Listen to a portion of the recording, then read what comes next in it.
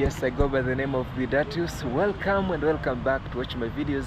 For the returning subscribers, thank you a million times. I really appreciate your support. And right now, I'm in Kampala, Uganda. And behind me, this is the Independence Monument.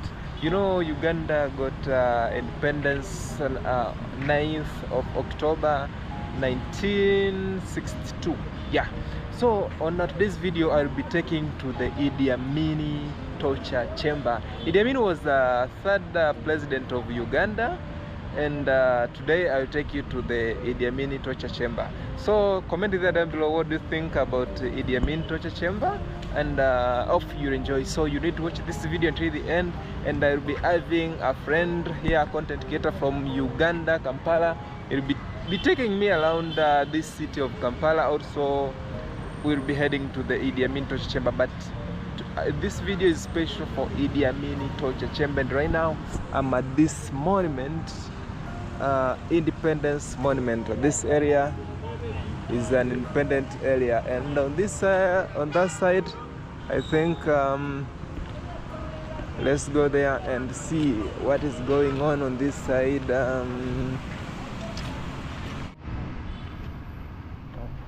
Because of the sun, I don't know if you can see clearly, but maybe I will read for you. Independence Monument, and the monument, okay, I'm reading here on this side. Because of the sun you can't see clearly, but the monument is one of the most important pieces of Uganda's heritage. It signifies a newborn country let free from colonial rule. The monument was established to commemorate Uganda's independence. So this is I don't know how do we call it, the board of sign, I don't know. But today we'll be having a friend here. Maybe let me introduce him to you. Introduce yourself to the... Hello guys, welcome to the channel. It's Ivan Ataire. We are here going through Kampala. We are going to be bringing you a lot that you don't need to miss out once you come in Kampala. Of course, we are not going to explore everything, but we are going to bring you some of the things that you'll have to look for once you come to Kampala.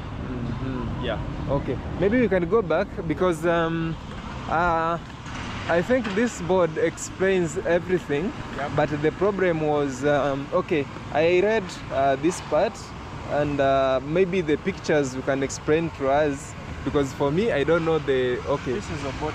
This is Obote. He was the first Prime Minister of Uganda. Okay. This was the King of Buganda. King of Buganda. First President of Uganda. Oh. So the England, yes, or the UK, wanted Uganda to be ruled by a king. Okay, Uganda was being ruled by a king. Okay. Just like them. Okay. This one was the leader of government business. All right. This one was the leader of the country. Okay. So here he was swearing in. Oh. And this one here, the Uganda flag was raised, and the Union Jack was lowered down. Okay. All those happened behind there. We have Kololo is just right behind there. Oh, behind the... Okay, on that side. But the other side, you remember they showed you Kololo. I don't know if you went there. Okay.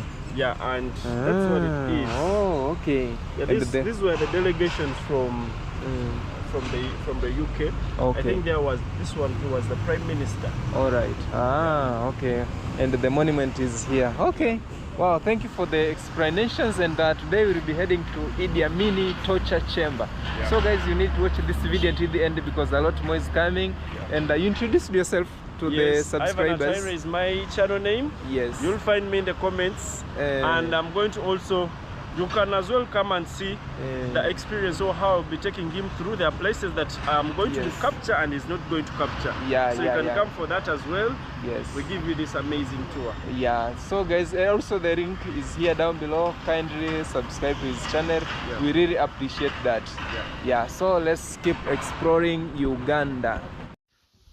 Good people, right now we are already at the King Palace, and our tour guide is going to explain how Idi Amin Dada attacked this King Palace, and is going to take us to the torture chamber. So he refused to be recorded, so he's going to explain how this King Palace was attacked and how Idi Amin Dada built the torture chamber here. So let's learn, and it will take us to the torture chamber and learn how this happened here at the King's Palace. So where I'm standing, this is what we call a royal mile. It's a 1 mile that stretches from the King's Palace to the Buganda Parliament. Our royal mile has got 2 roundabouts. The first roundabout is inside in the palace grounds, and another one at the other 2 brown gigantic spirited drums locally called the Ngalabi. It is only our king that goes straight from the palace to the parliament, because in Buganda Kingdom we say that our king is ever straight. In all what he do, the king never go astray. So only the king goes straight. Okay. Our road has got some clan sculptures, and these are 56 clans. We have clan sculptures alongside the road, and there are 56.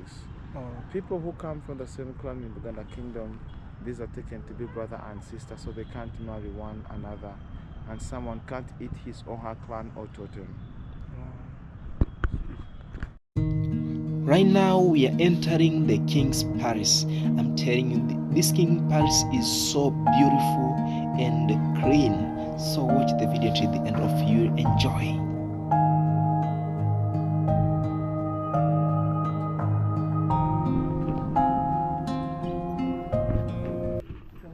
Yes guys, and we are going to get some explanations on this area. Okay, so we are at the Kabaka's Palace, and this is Buganda Kingdom. People outside there, they don't know that this is Buganda Kingdom. Okay. Buganda Kingdom has been there for so long, for 800 years. And our kingdom has been led by 36 kings, and our current king today marks to be the 36th king of Buganda. Oh. In our kingdom, a title we give to our reigning king here, we call him Kabaka. Okay. But after him passing away, the name becomes Sekabaka. Sekabaka. So Sekabaka goes for the late king. Okay. In our kingdom, Buganda, we say that the kings back in days were free in creating up their own new palaces. Okay. So this is not only the palace that we have in the kingdom. Okay. We have several palaces, but just that this is more unique. It is in the central city. Yes. It has got the history that happened here in 1966 when IDI AMIN attacked the Kabaka. Ah, okay. Yeah, so the palace, 3 kings of Buganda in history, they lived here. Oh. The first king was King Daniel Mwanga, followed by Daudi Chwa, followed by Mutesa II. Okay. So Mengo Palace itself, it was established in 1885 by King Daniel Mwanga. Okay. Yeah. King Daniel Mwanga, we remember during his time we had the British that came under the company of Ibeco, the Imperial British East African Company. Okay. When they came here, they came to prepare and set Uganda become a British protectorate. Okay. And later Uganda became a British protectorate in 1884. 1884. So with the time when the British were here, they failed to work with the king well. Each side could give orders, and this resulted into exiling our Kabaka, because our Kabaka, when he tried to fight colonialism, they ended up exiling the king to the island called Seychelles Island. That's where our king later passed away in 1903. Yeah, and after some time of 7 years, the body of the king was repatriated back home to Uganda, and it was taken to the royal castle times. Later his son took over, that was Sekabaka Daudi Chwa, and this marks to be the 2nd king to live here. We remember his father left him when he was still 1 year, and they had to give him the caretakers that raised him until when our king was fully crowned. We say that Daudi Chwa was the first king of Buganda in history to visit your countries. And in those days in our kingdom, the girls here were not allowed to eat eggs and chicken, because they had the belief that when the girl eats eggs and chicken, they would become infertile and couldn't be able to produce. When our king visited Europe, he saw their girls eat eggs and chicken. So when he returned back home, our king permitted the Baganda girls to eat eggs and chicken. Our king in 1922, lucky him, he had a visit to England, and he toured around Buckingham Palace for King George. After visiting Buckingham, he came back and built this palace into a modern palace. So Mwanga, King Daniel Mwanga, left the palace when it was made up of the traditional vegetable materials. Then Daudi Chwa, the one who came and built this palace into a modern palace. And that took a period of 11 years to be constructed. 11 years? 11 years. So Daudi Chwa also lived here, and he passed away at a very young age of 43 years because of diabetes. And later his son took over, That was Sir Edward Frederick Mutesa II. Mutesa II was the last king to stay here. He was living here, and we all know that our king was educated at Cambridge University. That's why our king graduated in political science. The time when Kabaka Mutesa II was done with his studies, he joined the Queen's Army, and our king rose to the rank of a grenadier. That's why some people normally see Kabaka Mutesa II in a fully combat. He was a soldier. The time he came back home, African countries were in their struggle for independence. Our king joined the struggle for independence and finally became independent from the British on 9th October 1962. And our king was appointed to be our first president of Uganda. Our king was living here. This is the same palace where his prime minister, Dr. Apollo Milton Obote, betrayed him by sending Idi Amin. Idi Amin attacked the palace in 1966, and that led our king to run in Ekizan. The king had to go to Burundi first, and from Burundi later they took him to London. That's where our king was later poisoned in 1969, and our Kabaka passed at the age of 45 years. So those are the three kings that stayed here: Daniel Mwanga, Daudi Chwa, and Mutesa II. Two of them went into exile. Yes. Wow. And so today we still have a king. It corresponds with what I told you at the Independence Monument. Yeah. Okay. Our current king today, he's the son of King Freddy. He's the son of Kabaka Mutesa II. He's called Kabaka Ronald Mwenda Mutebe II. I told you, in our kingdom, when the king is alive, he's Kabaka. When he passes away, he becomes a Kabaka. So the king doesn't stay here. He stays in another place, in Banda Palace. We call our king to be the lion. Kabaka Tumuita Borogoma. When you come in front of the king, of course you can't show back to the king. You just go backward. You can't show back to the king. Kabaka Tumuko Mugongo in Buganda kingdom. Our king is not political. He's just a ceremonial monarchy. He's just a ceremonial monarchy. Okay. Yes. Our Kabaka has got 5 children, 3 daughters and 2 sons. And his first son is called Omulangira Prince Chenje Crispian. He's taken to be the family caretaker. All our eyes are onto Prince Richard Samakoto. So our king is not into politics. Okay. Yes. So for him, he can bless any president. Okay.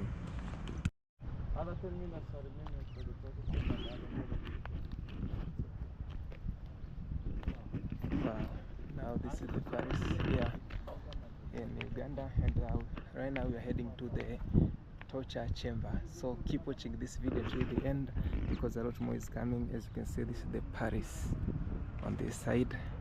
Wow.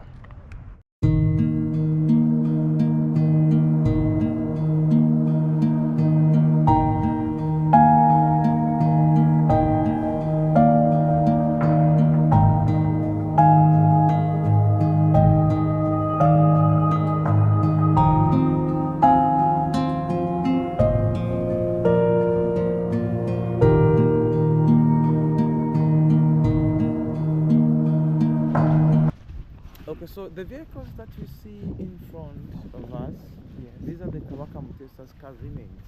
And there are 3 cars. To your eyes you may think it is 1 car, but there are 3 types of cars. The upper one is Daimler. We separate them from the guards. We separate them from the guards. Okay. You see, these are different guards. This upper one is Daimler Coventry, made in England. Yes. Seated on Cadillac from the United States of America. And last, we do have the wheels of the Rolls Royce. So there are 3 types of cars. You see that arrow? You can go to yes. Okay. Yeah. So it's here. All these were destroyed when the palace was attacked by Idi Amin. So there are 3 vehicles, so we decided to keep the remains together. Okay. And actually we're gonna glass it, we're gonna provide the shelter to glass them. Okay. Yeah, such that you can keep them for another more years. Okay. Okay? Okay. Let us continue resting. Wow. Wow. So guys, keep watching the video until the end, because we are heading to the torture chamber. So the cannon that we see in the compound, this was for Idi Amin. It was a gift from his friend Colonel Muammar Gaddafi of Libya to Idi Amin. Gaddafi gifted this cannon to Idi Amin in 1978 because he was expecting a war from Julius Nyerere. So it's a Russian-made cannon. It's a Russian-made cannon. Why is it in the compound? But remember, this palace, this Mengo Palace, was turned to be a military barracks. So they decided to keep, because it was a barracks used by the soldiers in those days, Buganda decided to keep this one back to show people what used to happen here. Yes. Wow.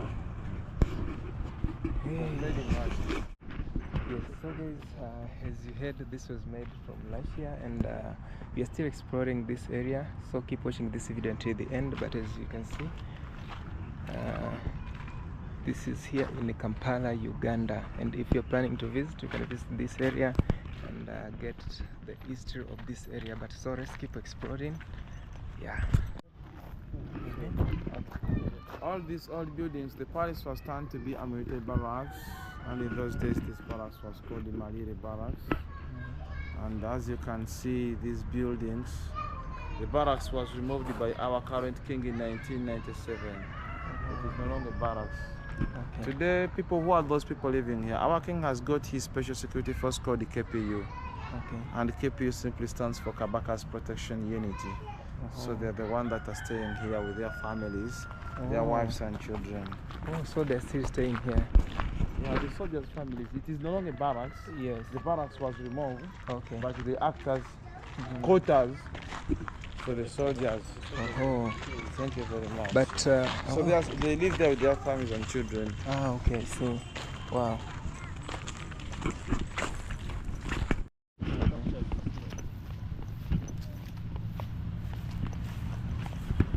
So the soldiers' families of KPU, they're the ones that are planting these plantations.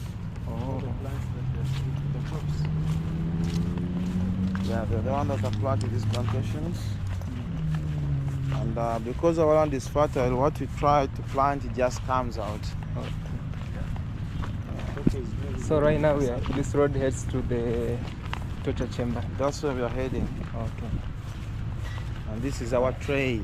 We call it a trail to the torture chamber.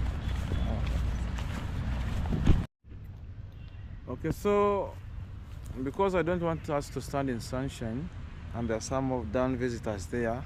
Yes. The signage say that will come to IDI Amin's armory. That was constructed by the Israelis in the early 1970s, but later turned into a torture chamber where thousands of Ugandans lost their lives. That place we're gonna sit down was built by Idi Amin not to torture people. It was built by Idi Amin to keep his guns and bombs. Why did Idi Amin have to use the Israelis in this? Idi Amin had the Israelis because these were believed to be the best engineers in construction by then. And the Israelis were undertaking several constructions here. That's why Idi Amin had them. But later he decided to turn the place into a torture chamber where thousands of Ugandans lost their lives. Those who doesn't know that Idi Amin was our third president of Uganda from 1971 to 79. How did Idi Amin took power? When Obote went for a Commonwealth meetings in Singapore, Idi Amin declared himself as the president. So it was like a military coup d'etat. Okay? What made Idi Amin to become popular, number one, is giving the expulsion to the Indians by chasing them away from Uganda. Yeah, so he gave them 90 days to leave this country, and also in constructing such places. So he built that for a place of armory, used it for 8 months, and later they decided to turn it into a torture chamber. By that time, innocent Ugandans, they used to capture these people from the Kampala city. They used to tie them, they used to foul them, they used to blind them, put these people in the big army truck vehicles, and they could do them around Kampala for several hours to confuse these people that are taken outside Kampala, and later bringing those people down in the torture chamber. These people, they had already lost hope. In those days, the soldiers used to stand on top of the torture chamber, and whoever could try to escape away, they could just shoot them, and they die there and then. These people, much of their targets, it was on men, not women and children, and whenever they could bring these people down here, it was difficult for them to escape away. We can see that it is one entrance, one exit. The place before, it had a strong metallic door onto the entrance, and that was an electric wire. Oh, this one here. This one? Electric wire, yes. The switch was over the other side. Oh, And these are 5 rooms. wow. Oh, the switch was here. These are 5 rooms. The place before, it used to have what you call a sliding door onto the entrance. Okay. And that black line was the level of water. Oh, That this one. black line, yeah. It was This the line, level yeah. of water. Tell me water. Yeah, this one here was the level of water, as you can see, all the way to the end. Wow. So these are 5 rooms. Yes. They used to order these prisoners to get out of their cells and stand in the water. Okay. A soldier could connect electric wire with water. One could switch on and off, and water could shock these people. Oh. After killing these people, they used to pack in their dead bodies, and this could be dumped in the lakes and could be enjoyed by the crocodiles. At times, they could even dig a big hole and they do bury these dead bodies together. So Buganda Kingdom came to this place today to show people what used to happen here. Today, this place attracts visitors. Those people who don't know about Idi Amin. Yes. Yeah, so it is also for study purpose. When we bring students here, it is part of their curriculum to study about kingdoms. When they come to visit Buganda Kingdom, they can also come and see the torture chamber. We tell them not to be like the past dictators, how they used to treat their fellow Ugandans, okay? Yeah. So there are 5 rooms, people are kept in the cells, starving for food. They could suffocate in the cells, and later their bodies could be dumped in the lakes, and this could be done by the crocodiles. Wow. So I can't give you the actual number of people that passed away here. People in thousands is true, but I disagree with people who give the actual number, because no one was there to count one by one. Yes. But people passed away. Idi Amin used this place from 1971 to 79, and later when they came back again to the second time. Here is the one that said that I never forget husband was killed people for Bote. I never forget husband was killed people for Bote. She was a lady. She wrote using mud that I never forget husband was killed people of for Bote. Guys, I think you can't see clearly, but the words they're here on the wall. Wow. Okay. So when you go to the last room, Yes. This is what was supposed to be a store for. It was supposed to be an armory. A store for guns and Store bombs. for guns, bombs, and everything. And later they turned this place to be a torture chamber. Okay. So they used to get the bodies from this last room, pack them and dump them in the legs. Even some handprints on the other finger palms. Oh wow, guys, it is dark here and my GoPro can't Somewhere here. show clear. Yeah. Oh, okay, I see. Oh, so okay, I see on that side. Yeah. Guys, it is dark, so my camera can't do well when it is dark. But Even some bullet holes inside. Bullet holes. This is a bullet hole here. Another one is up there. okay, there is a bullet hole on this side. Wow. And another one is up. Okay. Wow, there are men on that side. Idi Amin died in Saudi Arabia. Idi Amin died in Saudi Arabia in 2003 at the age of 78 years, and Idi Amin was buried in the cemetery of Washington, Judah. People published films about Idi Amin, like The Rise and Fall of Idi Amin, The Last King of Scotland, books like A State of Blood about this guy Idi Amin. Idi Amin did a lot in the history that the world can't forget him. Idi Amin, today, I myself, I want to talk about only bad side about Idi Amin. He did some good things for his country. Okay. So, Go and see the bathroom.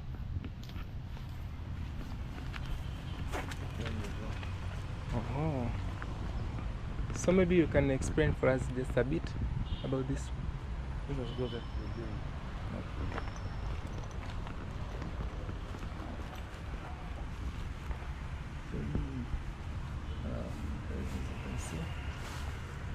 So these are some of the importance of it. So after pinning the bark from the tree placed to the beam, and you do pound it for several hours. You can pound yourself. Oh, like this. Yeah. Okay. You pound it several hours. The more you Yes. keep on pounding, Yes. The bark keeps on stretching, enlarging from its original size. Okay. And after sun drying, that's what we get. Oh, wow. Those are Yes, butterflies. as you can see. It is for 100. Wow. So the fabric today we export it to Germany. Oh. They use them in making the seat covers in the Mercedes Benz. Okay. When you burn it, the smoke from it repels mosquitoes, the bark cloth. Get one. This one? So this fabric today we export it to Germany. Yes. They use it in making the seat covers in the Mercedes Benz. Okay. When kings pass away, their bodies are wrapped in the bark cloth. This material was declared by the World UNESCO Organization as an intangible masterpiece of heritage. Okay. It was our first clothing to be worn. Oh. So for us, we decided to paint on them. Wow. Most painters in Kampala like painting on they like painting on the canvas. See? For us, we paint on the bark cloth. So you can't find such a painting. Yes. In Kampala. Wow. You can't find it. You can't find it. Nice. So these are made by guides here. Okay. Yeah. Wow. It's a board game played by two people. We call it Omweso. Okay. Yeah, so you keep on capturing the opponent's side. In Kampala, people have what you call the board. They have these board games. Yeah. Okay. So they get the seeds from a certain tree called the Omoyuchi. Okay. Yeah, you keep on capturing the opponent. So it's a faster game played by two people. Also, someone sits Opponent on that A, side. opponent B. Okay. Wow. Oh. Yes. So, guys, we are exiting this place, and this road is Mile. The Royal Mile. The Loyal Mile. Yeah, we are exiting from the Kabaka Paris. Yeah. So Kabaka Empire. The Royal Mile is the distance between the Kabaka's palace Yes. and administration. This is the administration. This is where they also have two radio stations and a TV station. Oh, okay. Just here. On that side. And So- they said the king always goes straight. Yes, he passes through like this. Eh, We are going to see the roundabout. okay. The king, it's only the king that passes through. Oh. And this idea of the Royal Mile was copied So- in the UK. Okay. Edinburgh Castle has that, like between the Birmingham Palace and Edinburgh Castle, there is that distance in between. So, guys, when we were walking here, I was about to do the mistake to pass through where the king. He always, they warned me. They said, no, you are not allowed to pass there. It's only the king who can pass there. Yeah. Wow. So on this Royal Mile we have monuments of different clans. Okay. So we are going to show them some, and then.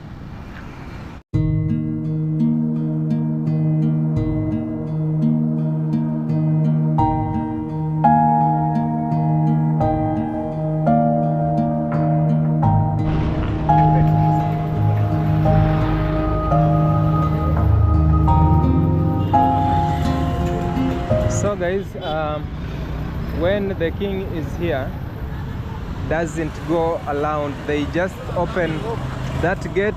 He goes through to the administration on that side. Yeah, so it is just like that here in Uganda. He always, the king passes there. So when he's around, they open that gate, because for him, he doesn't go around. You have to cross to the center all the way straight to the administration on that side. Yeah, so let's keep exploring. Is a plant. Okay. I will not explain much. I don't know the English name, but it bears fruits like somewhere there.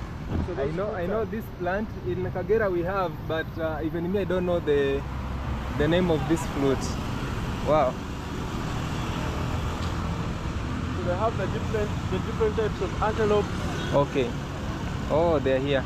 Maybe I can go on this side and show them. Wow. Can you see that, guys? So this one is called Injobe. Enjobe.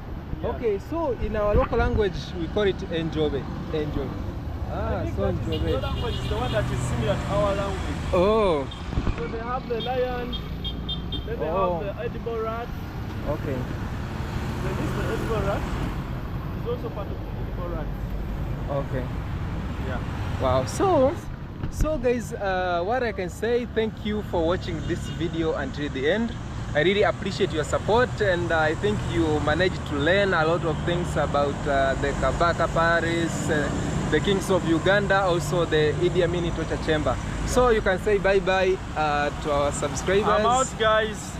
We're expecting to do more videos. Yes. Please stay on the channel, subscribe to the channel. Yeah. Let's grow. Okay. The road to 4,000 subscribers. Yeah. So guys, bye-bye.